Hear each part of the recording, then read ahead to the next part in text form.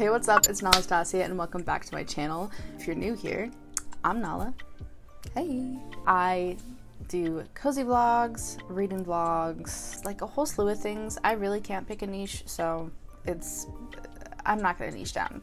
Today's video is going to be a February wrap-up. So I read 5 books this month and we're gonna talk about them. The first book that I read this month was The Never King, and I saw this book hyped up all over Book Talk. Everybody's like passing out 4 or 5 stars like candy, so I'm like, it's gotta be good, it's gotta be good. Really, it seemed so interesting at first.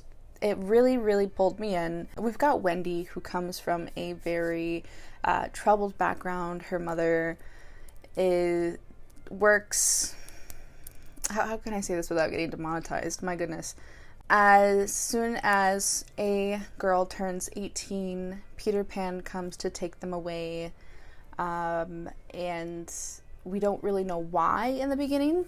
Wendy finds her mother to be very mentally troubled, a little bit crazy, and has invented these stories in her head and does not believe that the Peter Pan story to be true. So she's like, it's whatever.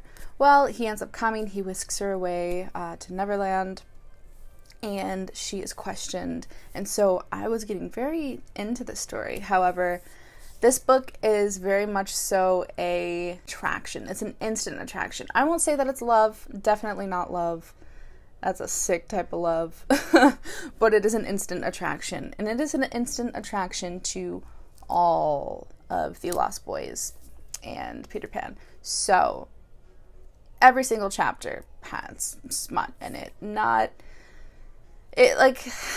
Listen, I love my smut. I love it. I love it so much. I love spicy. I love my spice in my books. But whenever it's every single chapter and that's the entire book, I kind of just get over it. After like the 3rd time, I'm skim reading. I gave it a 2-star. The second book that I ended up reading was Crown of Midnight. I am trying to go through, I've read the ACOTAR series, except for Silver Flames. I need to get on that. However, I am going through the Throne of Glass series right now. So finished Crown of Midnight. It was really great. I gave it 4.5 stars. I, for some reason, am withholding just back a little bit, didn't give it the 5 stars. I feel like there's a lot of room for improvement, which I have heard that with Sarah's writing, it does progressively get better throughout the series, with this being her best series. So I gave room for improvement.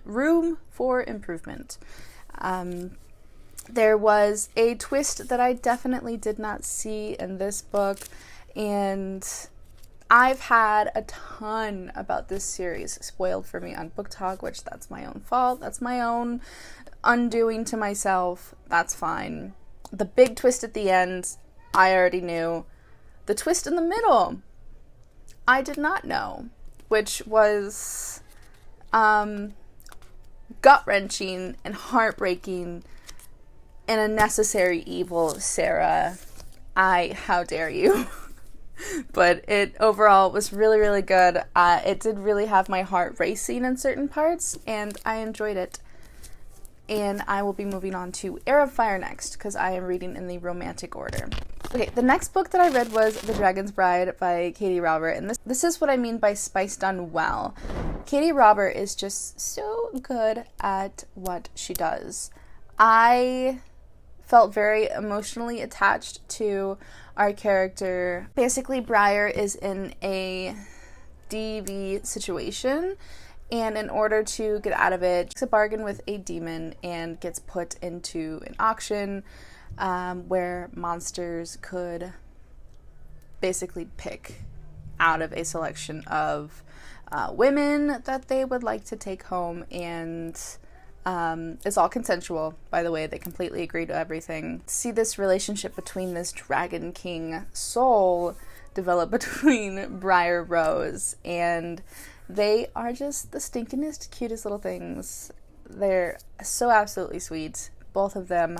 Love them to bits. I wouldn't say super emotionally attached to them, but I definitely felt that development with them. It was done in a really well thought out way.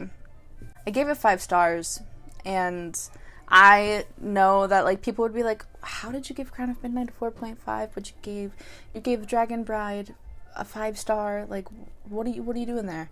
For me, whenever I'm rating my books, I take into account the kind of book that it is, because I'm obviously not gonna fault, you know, Sarah for Crown of Midnight saying, you know, 2 stars. I was really hoping that she'd get railed by a dragon with 2 cocks. But and like, same for, I'm not gonna fault Katie for not having this immense world building in this book that is solely just for spice.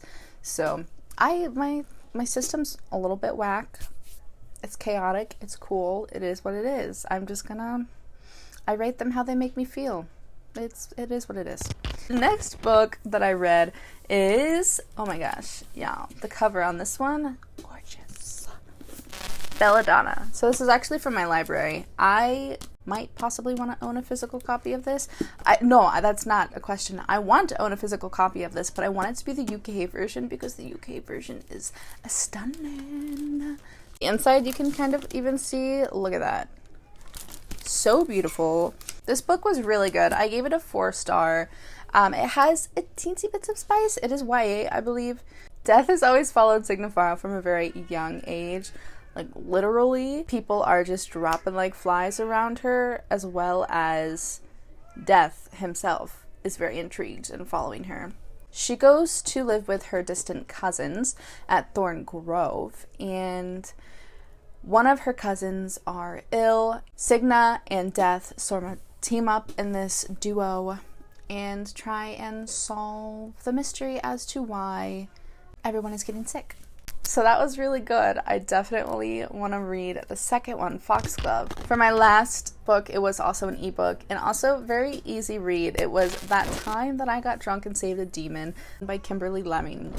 Y'all, even though I gave this book a 3-star, it was a wild ride and I did enjoy it.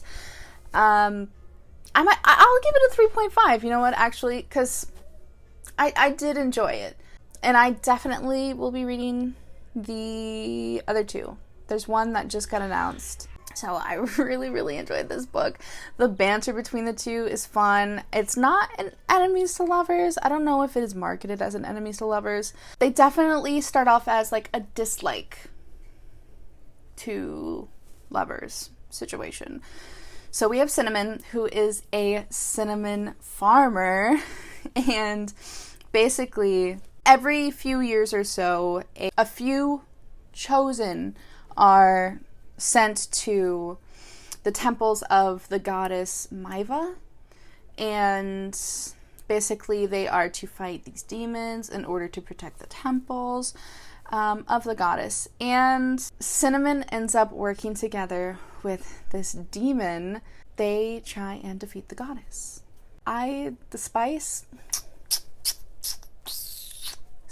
so good. So good. I really liked it. And it had the right amount of spice scenes for me. I had about I think 3 or 4 spice scenes throughout the whole book. So it does have adventure, but it is also cozy.